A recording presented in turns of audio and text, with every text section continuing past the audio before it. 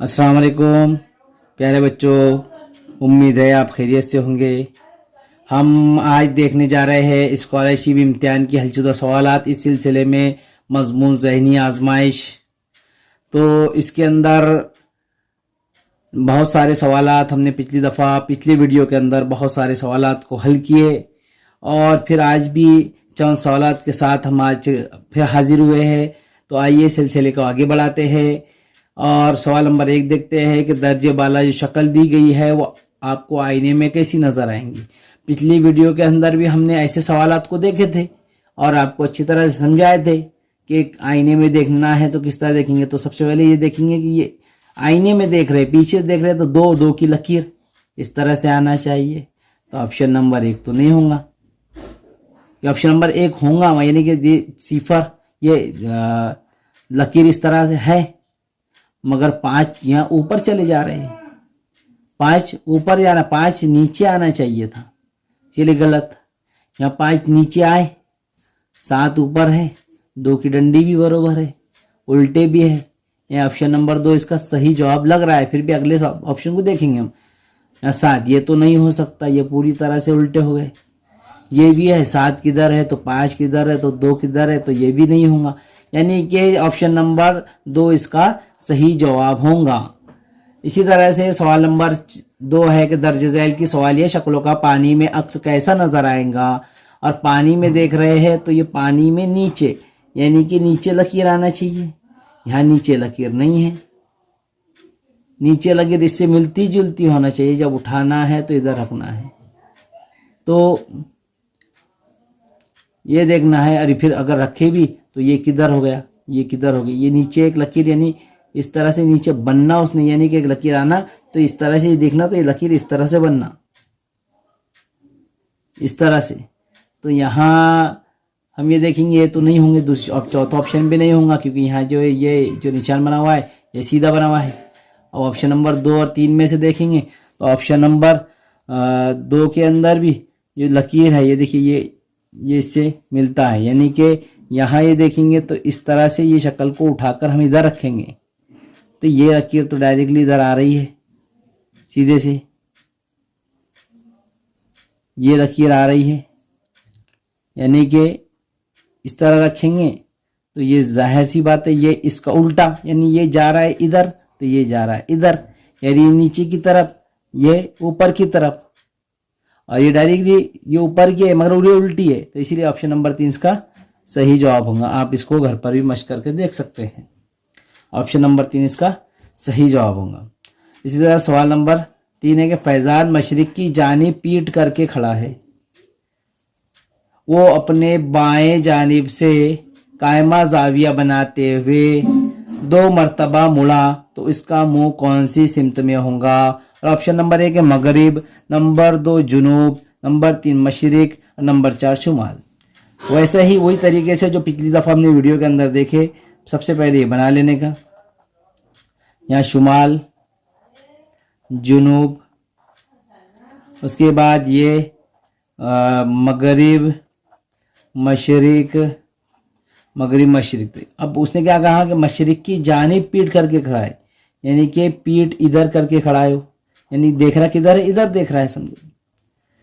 तो वो अपने दाएं जानिब अपने दाएं जानिब यानी इधर कायमा जाविया की तारीफ हमने देखी कि 90 दर्जे जिस जाविये का की पैमाइश 90 दर्जे हो उसे कायमा जाविया कहते हैं।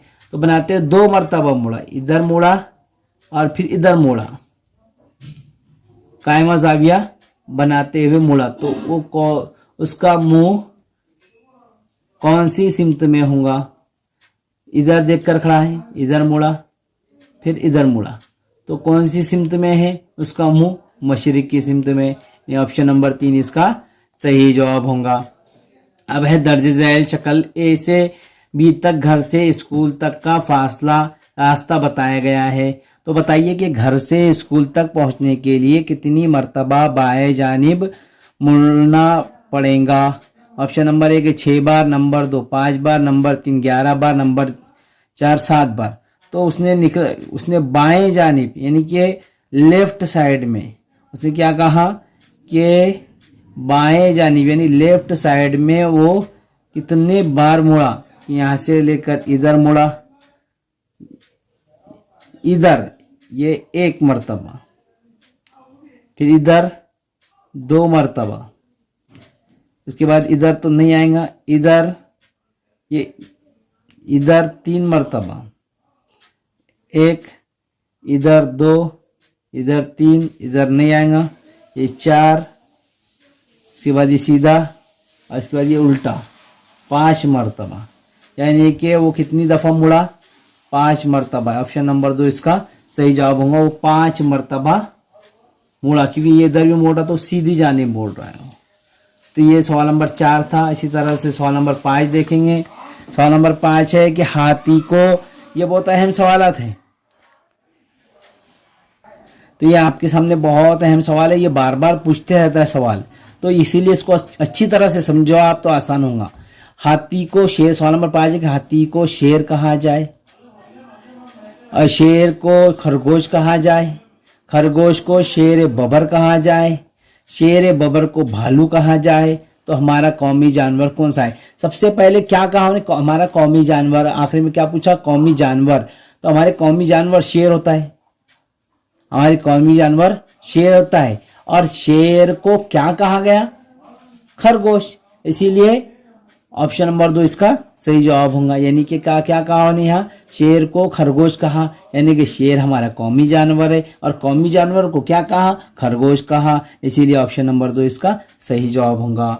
इसी तरह सवाल नंबर 6 है कि चूहे को बिल्ली कहा जाए, बिल्ली को गधा, गधे को कुत्ता, कुत्ते को हिरन कहा जाए, हिरन को इंसान कहा जाए, तो इंसान को खरगोश कहा जाए, और खरगोश को बछड़ा कहा जाए, तो सबसे अक्लमंद जानवर कौन सा? सबसे पहले जितने भी सबसे अक्लमंद जानदार पूछा उन्हें, तो ये बात ध्यान में रखो कि सबसे अक्लमंद तो इंसान ही रहेगा। ऑप्शन दिया हुआ है, नंबर 1 इंसान, नंबर 2 बछड़ा, नंबर 3 खरगोश, नंबर 4 कुत्ता, तो सबसे अक्लमंद इंसान है।